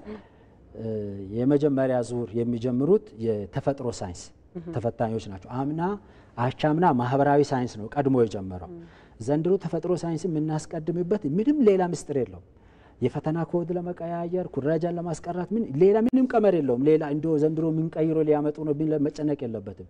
የተፈጥሮ ሳይንስ ተማሪዎች ቁጥር ከማህበራዊ ሳይንስ ተማሪዎች ቁጥር ስለበዛ ለፈተናው አስተዳደር ከትልቁ መጀመር ፈታኙንም የሰው ኃይሉንም ሎጂስቲኩንም ለማንቀሳቀስ ስለሚጠቅመን ብቻ ናቹራል ሳይንስን ዘንድሮ እናስቀድማለን። ናቹራል ሳይንሶች ይጀምራሉ። ስለዚህ ወረቀትን የኮምፒውተርን መሰረት ያደረገው ፈተና 4 ዙር ነው የሚሰጠው። የተፈጥሮ ሳይንሶቹ 2 ጊዜ ይወስዳሉ። የመጀመሪያ ዙር የሚወስዱ አሉ፣ ሁለተኛ ዙር የሚወስዱ አሉ። አንዱ ዙር ከወረቀት ጋር ተደርቦ አንድ ላይ ይወስዳሉ። ምክንያቱም የወረቀቶቹ ወደ ወረቀት ክፍል ነው የሚገቡት። እነዚህ ኮምፒውተር ወዳለበት ክፍል ገብተው ነው የሚፈተኑት። ከቤታቸው ነው የሚመጡት። ኮምፒውተርን መሰረት ያደረገው ፈተና ማለት ነው። የወረቀቶቹ ግን እዛው ስለሚያድሩ መፈተኛ ክፍል ላይ የወረቀት ፈተና መጥቶላቸው ነው። እዚህ ላይ ግን በደንብ አርጌ እንደው በደንብ ደጋግሞ ቢተላለፍልኝ የእናንተም ትልቁ እርዳታ የምንፈልገው ዘንድሮ አዲስ አንሰር ሺት ነው የምንጠቀመው። አዲስ አንሰር ሺት ነው። ክቡር ፕሮፌሰር ብርሃኑ የትምህርት ሚኒስትር ልዩ ኢንተርቬንሽን አድርገው ከአጋር ድርጅቶች በተገኘ ድጋፍ እና ለዚህ ሲስተም አዲስ ዴቨሎፕ የሚያደርጉ ሰዎችን አድርገው በጋራ የአዲስ የፈተና መስጫ ሲስተም ለምቷል ማለት ነው። እዛ ውስጥ የአንሰር ሺቱ ይቀየራል። አንሰር ሺቱ የተቀየረው የተሻለ ሆኖ ነው የሚቀየረው። ስለዚህ ለተማሪዎች በደንብ እንድነገርልኝ የሚፈልገው የመጀመሪያው ሲቀቡት ሙሉ ሰርክል ነው። ሰርክሏን ሙሉዋን እንዲቀቡ ሙሉዋን በደንብ አድርገው ይቀቡ፣ አይቅደዱት፣ እንዳይቀደድባቸው ያድርጉ። ሁለተኛ መልስ መቀየር ካለባቸው ግን አለ አይደል፣ አንድ የቀብተሽ ሁለተኛ ዙር ስታይ መልስ መቀየር ካለብሽ የመጀመሪያውን በትክክል ማጥፋትን ይፈልጋል ማለት ነው። በትክክል ማጥፋት ምክንያቱም በደንብ ካልጠፋ ሲስተሙ የሚያየው ሁለት እንደተቀባ ነው። ሁለት ከተቀባ ደግሞ አይታረምም። ይሄ ማወቅ አለባቸው። አንዳንድ ጊዜ ባይዘዌ ለምሳሌ ይሄንንም በደንብ ያዙልኝ። የኛ መልስ ኤ እስከ ዲ ነው፣ ኢ የለው። ስለዚህ ኤ እስከ ዲ ነው። አንዳንዶች ኢ ሁሉም ይፈልጓሉ። ስለዚህ ኤ እስከ ዲ ነው። ኤን ሲቀቧት በትክክል ይቀቡ። ኤን የሚቀይሩ ከሆነ በትክክል ያጥፏል። አንዳንዶች ከኤ እስከ ዲ የሚቀቡ አሉ። ባይዘዌ እንደውም ዛሬ ይዤ መጥቼ ባሳ የልጆቹን እንትንሳል ከኤ እስከ ዲ ሙሉውን 100 ጥያቄ ነው። አንዱ አምና ሲፈተኑ የተወሰኑ ልጆች ቁጥራቸው ትንሽ አይምሰልሽ በመቶዎች ቤት ሙሉውን ከኤ እስከ ዲ የሚቀቡ አሉ። ምንድነው ይባል እነሱ መርጦ ያርማሉ። ቀልድ አንዷን ልጅ ፈልጌ አግኝቻት ነበር። አጋጣሚ ማገኝበት ርቀት ላይ ስለነበረ ማለት ነው በትምህርት ቤት በኩል በቃ እናንተ ስታርሙ በቃ ፈልጋችሁ እንድታርሙልኝ ነው ብሎ ያለው።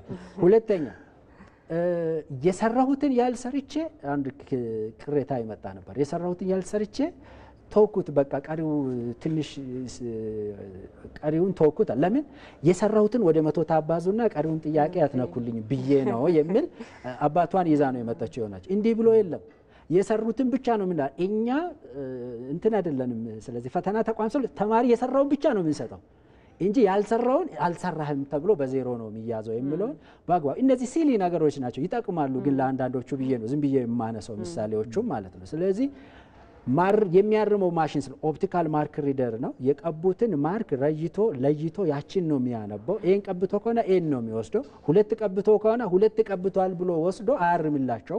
ሁለት መቀባታቸውን ይወስዳል። ሶስትም ከቀቡ ሶስት ቀብቷል ብሎ ይወስዳል። አራትም ከቀቡ አራቱንም ይወስዳል። ነገር ግን አያርምላቸው። ለምን? አራት መልስ ስለማይሆን መልሱ አንድ ስለሆነ ማለት ነው።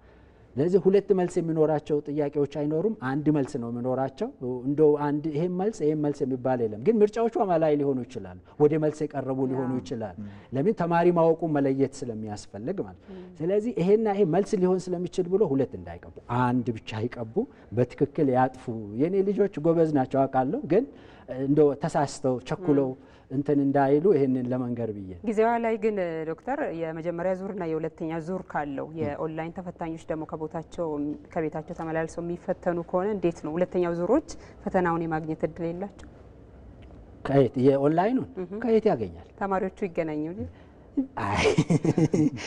አይኛ በጣም አክቹአሊ ጥሩ ጥያቄ ነው እንደዚህ ተብሎ የመጀመሪያ ዙሮችን ፈተና ወጥተው ልጆቹ ይነግራሉ ብሎ ሊያስቡ ይችላል እንዲህ አይደለም ፈተናው የሚዘጋጀው ፈተናው በባህሪው እነሱ በደንብ የሙያው ሰዎች ስለሆነ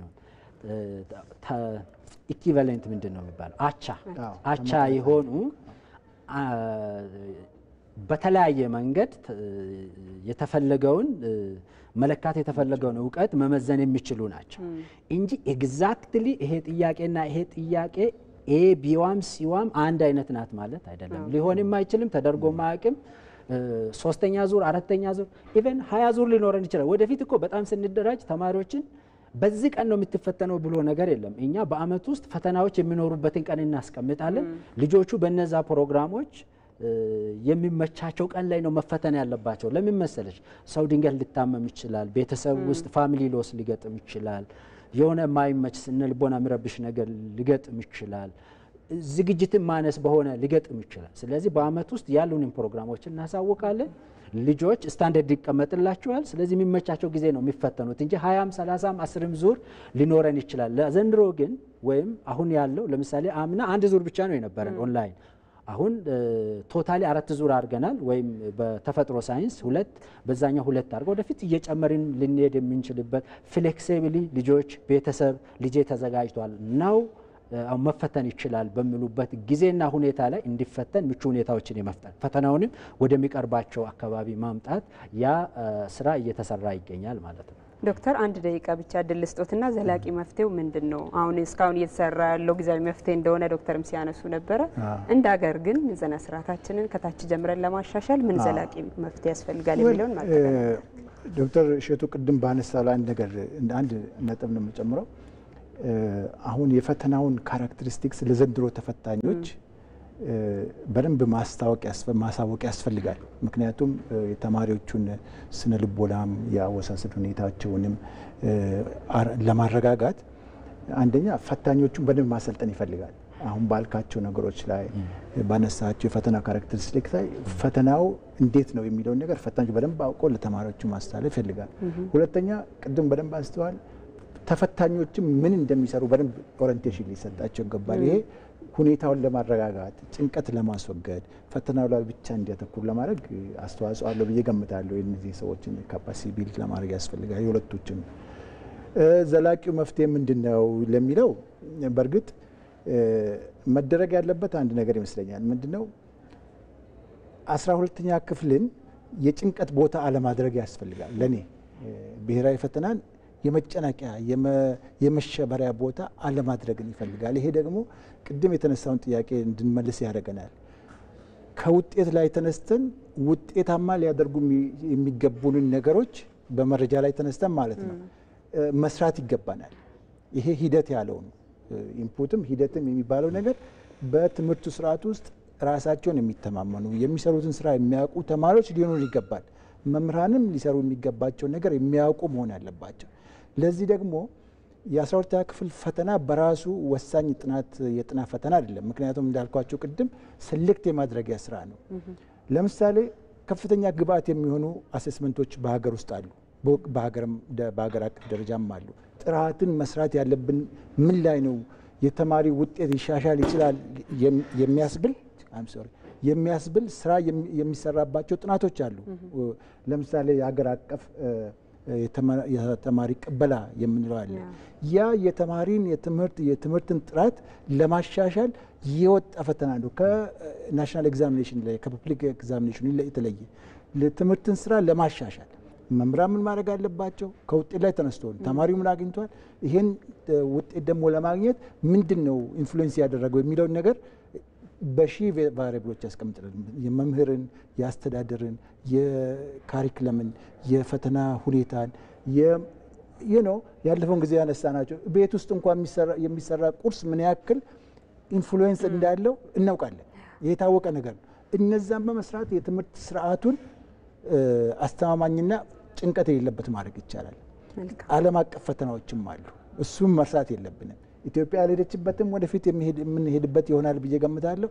ዓለም አቀፍ ፈተናዎች ጥራትን ለማሻሻል ሰምታችሁ እንደሆነ ፒሳ አለ፣ ቲሚስ አለ፣ ፒርስ አለ፣ የሌለ አይነት የለም። እነዚህ አይነት ፈተናዎች ውስጥ ኢትዮጵያ ገብታ የትምህርት ስርዓቷ ምን ያሻሽላታል የሚለው መማር አለባት። መልካም በዚሁ ሊጨርስ ጊዜ ያለሽ መልካም በጣም አመሰግናለሁ ዶክተር እሸቱ ከበደ የትምህርት ምዘናና ፈተናዎች አገልግሎት ዋና ዳይሬክተር፣ እንዲሁም ዶክተር ተሾመ ነጋጥበብ በአዲስ አበባ ዩኒቨርሲቲ ኢንተርናሽናል ኮምፓራቲቭ ኤዱኬሽን ተባባሪ ፕሮፌሰር፣ እንዲሁም ከክልል ገብተው በስልክም ከስቱዲዮም ሀሳባችሁን ያጋራችሁን የስራ ኃላፊዎችና ባለሙያዎች ከልብ እናመሰግናለን። ውድ ተመልካቾች እናንተም በያላችሁበት ሆናችሁ የዛሬ ዳጉ ውይይታችን ስለተከታተላችሁ እናመሰግናለን። መልካም ጊዜ ይሁንላችሁ።